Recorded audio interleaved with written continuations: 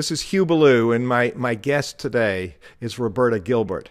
Not only is she a dear friend, but she's been my mentor and coach for 8 years.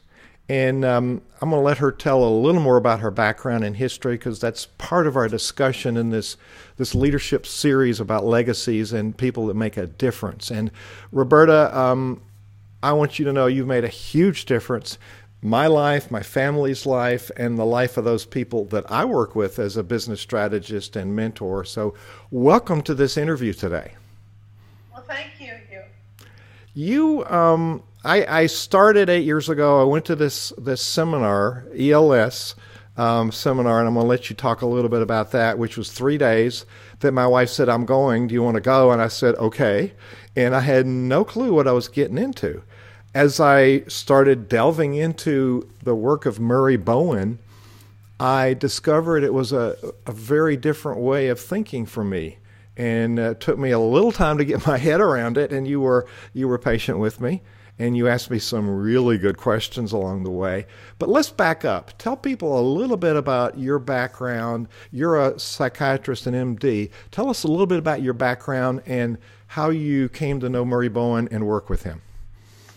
Well, I think of myself as a retired, recovering psychiatrist. And mostly I just coach people in leadership now. And I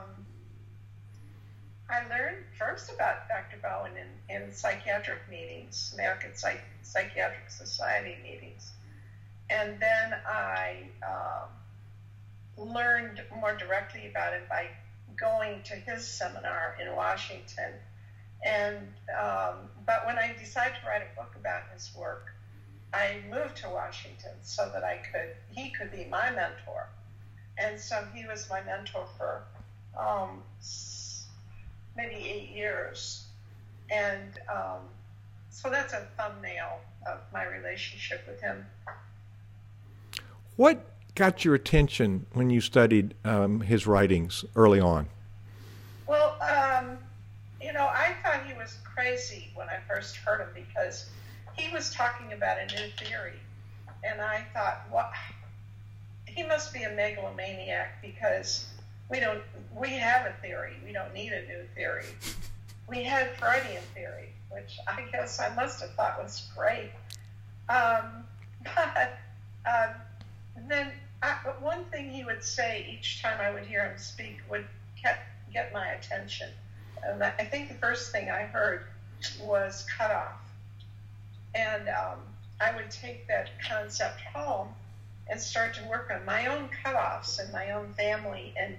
And I would throw it out into my practice to see what people wanted to do with it. And those who started to work on their cutoffs, it changed their lives drastically. A cutoff would be somebody that I have in my family that has been important to me, that I have cut off from, and I don't really even think about much anymore.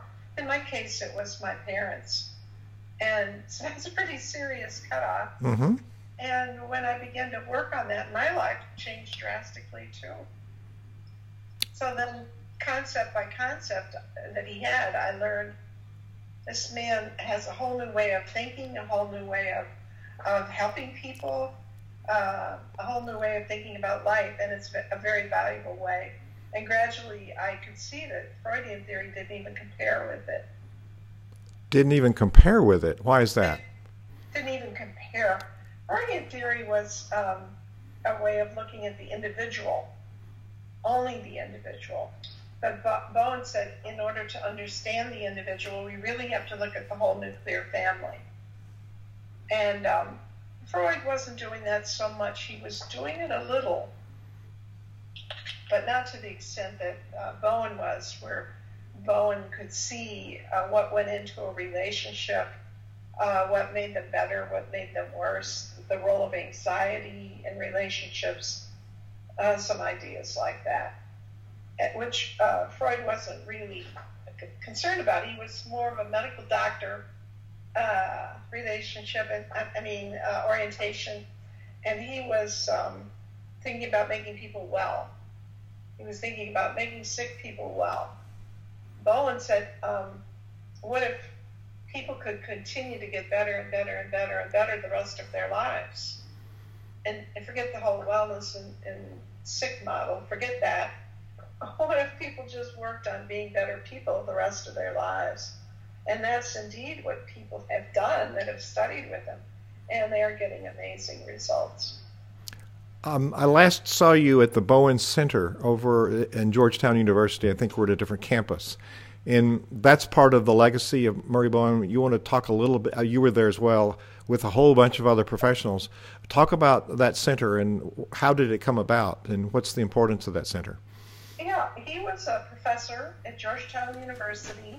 Before that, he did research at the National Institutes of Health, and then he went to Georgetown. The center, the Family Center, which it was originally called Georgetown University Family Center, grew up around him and his work. People who were interested in him and wanted to learn more about him and hear more of his teaching all the time. And eventually it separated from Georgetown and became its own center. It's now called the Bowen Center for the Study of the Family. Mm-hmm. It's Bowen did die. He died in 1990. Mm-hmm. But I got to study with him maybe 8 years. Was that toward the end of his life? Yeah. Yeah.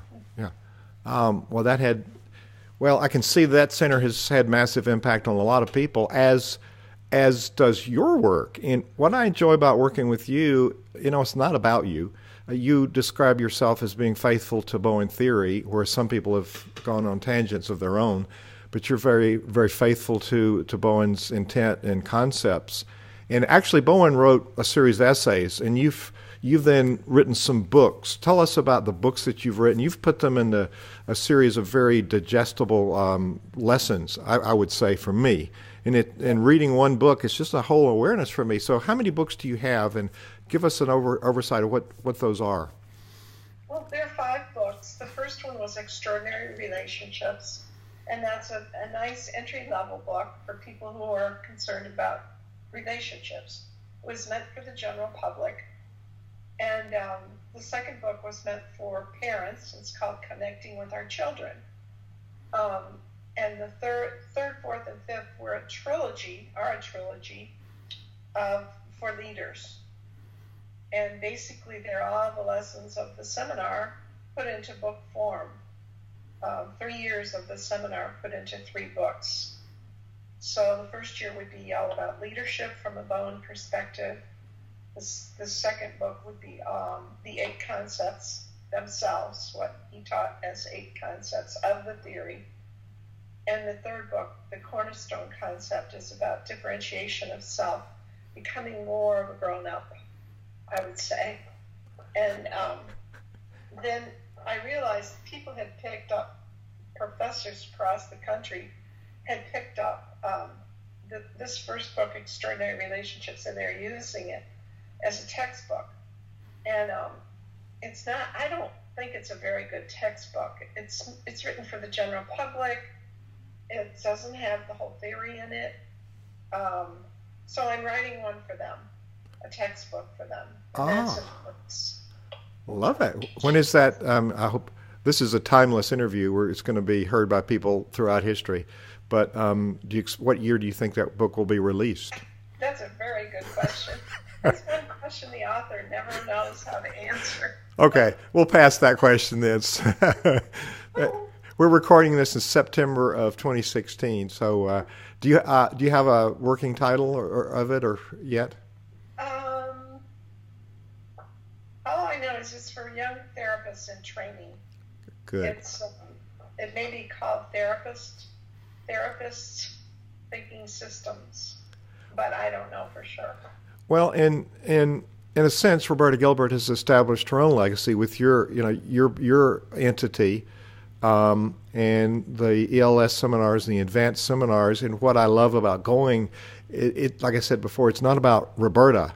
You've really reached out and are interested in people and helping them think through their own situation and their own development, whatever level. And I've experienced you working with some fairly difficult, we had these group coaching sessions in the afternoon, And I've experienced you working very patiently with some very difficult people, and I might have been one of those. But sitting in these small groups of 4 to 6 people and observing you working with people has been a powerful learning model for me. I learned more by observing your interaction with them than I did when I was up there on the hot seat. And I don't know why I got so nervous about it, but I guess I'm an extrovert, but not really. But you've created a legacy in what you've done. Tell us about, what's the website for your entity, the Center for Human Studies? Is that it? Center for the Study of Human Systems. Yeah. So it's called hsystems.org. hsystems.org. Right. And that's in Virginia, isn't it? Or isn't that where you've moved to Florida? The business part of it is in Virginia. I'm in Florida. I guess it's a center without walls at this moment. It has no boundaries. Okay, it's center without. Love it. And then I spoke about the ELS seminar I attended. Tell us what ELS stands for, and are you still doing that? ELS stands for Extraordinary Leadership Seminar, and I'm still doing it for a couple of years yet. I may retire after that. After that, I'm going to see how I feel. I am 81 years old, and I'm thinking I really should retire one of these years, but I don't feel like it quite yet.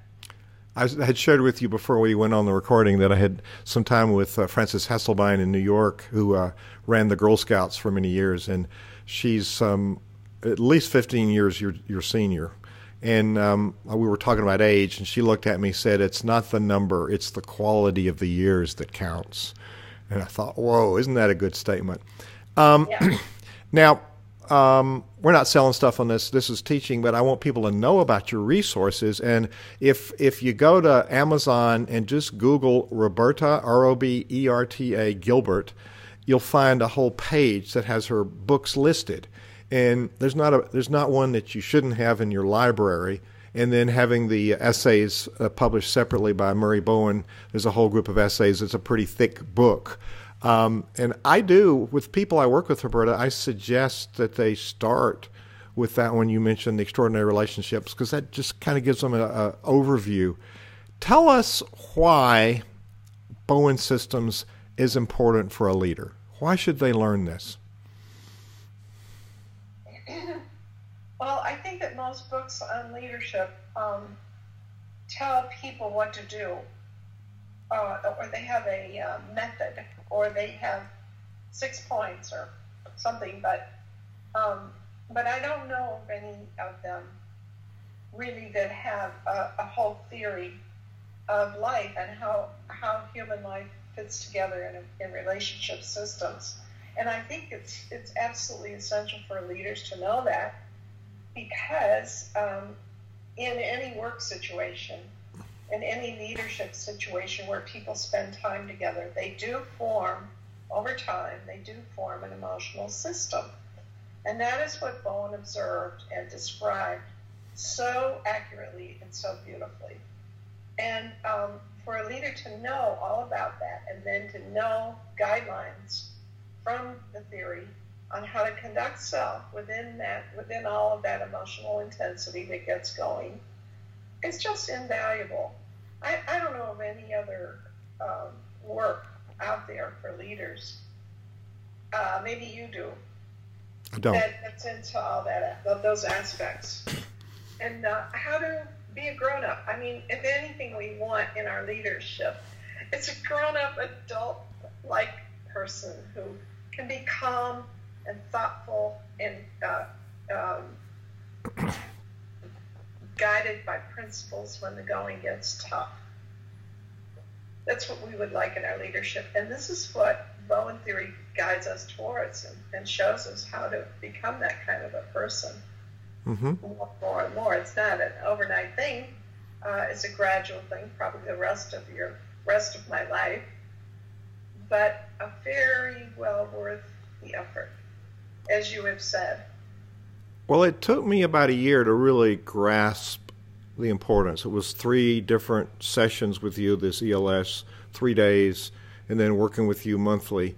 And maybe I'm a slow learner. It took me a whole year to really grasp, because I was in that other world you described. You have to have points, tell people what to do, when really you never ever in our coaching told me what to do. You would ask me questions and ask me, why would you do that? And what's the impact of that? Did you realize this? And, I'd be proudly announcing something and you would say, wait a minute. And I got busted, which I found to be very, very helpful, very helpful. And I started my own leadership training and wrote about transformational leadership, which is part of the DNA of a conductor to create a high-performing culture. The intersection for me, in my humble perspective, is that the leader is the influencer. And if we don't do what you just said, we don't generate good influence. I mean, we're a negative influence and not a positive influence. As a matter of fact, we set up problems and then we yell at other people for that. So I find that what I had created, which is really magical, what I had already written about, created, learning Bowen systems, there's a real fit, because transformational leadership is about what you just talked about. It's equipping the leader. Mm-hmm. Yeah. Right. And as the leader, talk about a trickle-down effect, as the leader becomes more mature emotionally and more principle guided, I would say, the whole organization begins to calm down, and a lot of the relationship junk and gunk that we have to deal with in organizations quite often, a lot of it just calms down when the anxiety from the top calms down. I have seen that happen over and over. And I've seen conductors bark at choirs and orchestras, and they don't get good results. Yeah. And I've sung in a few choirs, as you know. Uh-huh. And I have never sung in any of yours, but I have sung in one very interesting one in Washington. And, one thing I've noticed in all the choirs I've sung in, the leader always barks at the choir to smile. And are they smiling? That's the point. And I keep trying to tell people, but they never seem. I haven't seemed to gotten through to any of them yet. If the leader would smile, the whole group would smile automatically, and nobody would have to bark at anybody. And that's how infectious emotions are. That's a great example. And that happens in church. It happens in corporate America. Oh, yeah. And they'll be singing, this joyful music, and they'll be frowning and looking down at their music and not looking like they enjoy it at all. And so the conductor, seeing that, will say, smile. Don't forget to smile when you sing. Well, if he would or she would just smile at the group, it would happen automatically. That is a great story. I wrote a column for a magazine that's not being in existence now, called Creator, for church musicians. And it was the 10 dumb things that choir directors say to their choirs. And one of them is, watch the director. And it's like, wait a minute. You're telling them something they already know. Why don't you give them a reason to watch you? Rodney Eichenberger is a teacher of conductors in Florida State, and he has a saying that what they see is what you get. Uh-huh. Yeah, and if the conductor would smile and make eye contact with them, that would be something they would want to look up at, right? Well, and that's a perfect example how the leader sets up a negative dynamic, and then they make it worse by saying, smile or watch me. Well, wait a minute, they know that. Let's do something different. I mean, we do some things without thinking. Now, at one point in my life, I had a therapist that was a Freudian therapist, and I'd sit down and tell him something, and he'd say, how does that make you feel? Right. That was the stock and trade answer. Yeah. Trade comment. So what you've taught me is that effective leaders, you gave us a quote in the advanced session that one time Bowen said it's okay to have empathy, but you got to get out of it quickly, or something like that. So Bowen systems is the antithesis of that. Sorry.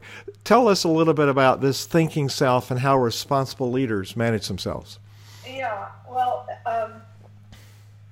we've already intimated about the importance of the leader being calm. And Bowen said, you don't have to be perfectly calm, because, let's face it, no human being is.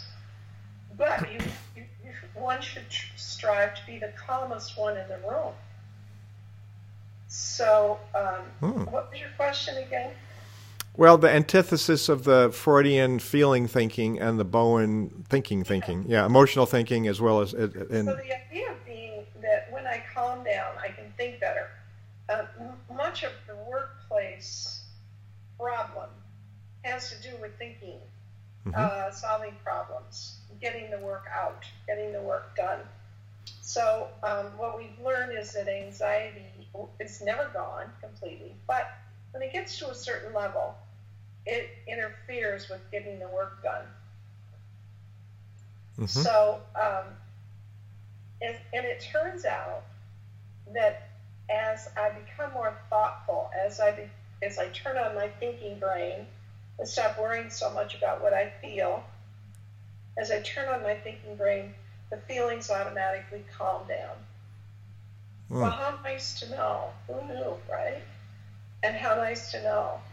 So we have an automatic handle on these anxious emotions, and we can use it whenever we want. So the leader can learn to be calmer. The leader can learn to think more and be calmer that way.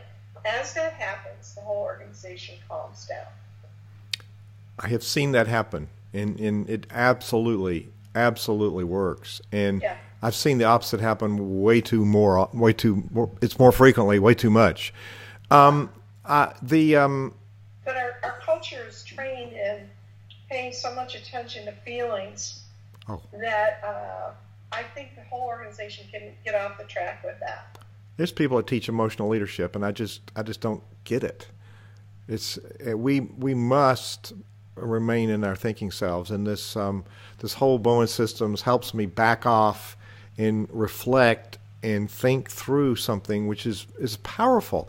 I've been to 19 cities doing a workshop, as I said, and the number one issue with leaders is leader burnout, and the number two is lack of board performance. And so I see that part of that setup is the over-functioning, under-functioning paradigm. The reciprocity between the leader over-functioning and the board under-functioning. And that's something I see more often with leaders, is this over-functioning and the anxiety, which then comes out of their over-functioning because people aren't performing. So there's a lot of, what I also like is all of these different thinking systems. When we think systems, all these different components work together in a very powerful way. Guess that's why you call it a system, right? Right. You call it a system because the people who spend time together form a unit. They form an emotional unit, an organism of their own. Because what affects one affects all of them. It's sort of like ensemble in music. You're listening and you're responding to other people. At least that's supposed to work. I want to talk about ELS. You're going to do 2 more years at least, and I found that to be the group learning piece of that. It's very subtle, but it's very powerful, and there's enough time to think through, because you segment each year very powerfully. Think through those different concepts. So give us the website one more time. www.h for human. Human was taken, so we had to use H. hsystems.org. Yeah, and on there they can find the seminar? Yes. Okay, yeah. So I would highly recommend people look at that. Reading the books is great. Now, in the seminars I went to, of course, people would rotate each year, but there were clergy, both rabbis and pastors. There were counselors. There were therapists. There were very few people like me, which I don't like the word, but consultant type. I'm more of a resultant or insultant than I am consultant, but it's people that work with business people. I thought we had some commonality in that we were all working with the same issues, which fundamentally to me was differentiation of self. How do we write our own principles? Is that where a person would start if they're thinking about Bowen systems and embracing it? Well, of course, it's written for leadership to start there. We have had a lot of business leadership. Since you've been in the seminar with Q, we've had even more. We have 4 or 5 every year now. Wow. And, yeah, it's interesting. And educational people, counseling people, therapists, but it was started for the ministry, for the clergy, at the request of the bishop's office of the United Methodist Church of Virginia. And that was historically how it started, but other people have joined in, other leadership have joined in. Well, that's great. I think people have shared their experience, and so that's a really good point. Before we leave, the third year students in the process write a paper, and I wrote mine on guiding principles. And you may remember I said my number 1 guiding principle is always remain calm, and my number 2 guiding principle is refer to number 1. But that was me being very transparent in front of you and a whole group of consummate professionals, and that was a really good experience for me, getting out of my comfort zone. It was a good experience writing that paper and defining my guiding principles for me as a person in a family, but me as a person who's a professional resource for other leaders in how I would conduct myself. As we kind of wrap up here, differentiation of self comes from knowing and utilizing our guiding principles, correct? Yes, mainly. Mainly. So differentiation of self to me is one of the 8, but it's so important to know who we are and have that. There's the fusion piece. We don't want to be fused. I tell a story. When I first moved to Blacksburg, there was a guy who said, I'm voting for Obama because I'm a yellow dog Democrat, and that's what I was taught and what I do, and he was 65. And at the same time, Colin Powell said, I'm voting for Obama. I'm a Republican because I'm making a decision based on facts. So we have somebody that's fused with their family, I think, and then somebody who's then taken charge of themselves and making a responsible thinking decision. So those are two different dynamics of, are we making decisions based on our principles? Exactly. And the more adult-like I become, the more I refer to the clearer I work on getting to my principles, and then the more I refer to them to guide me through life. For me, of course, these 8 concepts are some of my guiding principles in conducting myself through life. Well, I would say in the 8 years I've known you, you are very faithful to your principles, and you're very faithful to your mission. And it's a powerful mission. Speak a little bit, as I'm going to wrap up here in a second, but people who have been through, what kind of impact has this had on their work? We don't need to tell names, but what kind of results have you seen that has made you feel really like you've made a great contribution to them? Well, people line up wherever I go to speak. They line up to have me sign their books, and then they tell me stories about their experience with the book. But I think as far as the seminar goes, one of the most interesting ones that sticks in my mind is, of course, there are many, many, many stories because it's been going now for 20-some years. And one of the stories was, I used to say, if you're in a small group, a small work group or a small congregation, it does form an emotional system. I'm not so sure about a big group. I'm not so sure about a big congregation or a big work group. But there would be a lot of individual emotional systems within a big group. I'm pretty sure of that. Mm-hmm. Like the choir, the board, different committees, so forth. But at the end of that year, one of the clergy came up to me and he said, you know, Dr. Gilbert, I've heard you say that, but I'm here to tell you that my church is 600 strong, and when I began to work on myself, I could see an immediate effect on the whole 600 people. And he said, it does work in bigger, it does have an effect. There is a systems effect even in large organizations, and I never forgot that. Wow, that's powerful. Isn't that interesting? It is very powerful. Well, we've got your website. We know about your books. I've got a personal testimony. It's been important to me, and I've gone over some of the concepts in the previous 2 podcasts. So if you haven't listened to those, go back and listen to those. As we wrap up here, any thing we didn't cover, or is there an essential piece of information you want to share with people as a parting comment? I think the most important thing for people to learn is try to be the calmest one in the room and think it through. That would be my parting comment. And a good one it is. This is Hugh Ballou with Roberta Gilbert. Thank you so much, Roberta, for the gift of your time today and sharing your passion and your wisdom with people.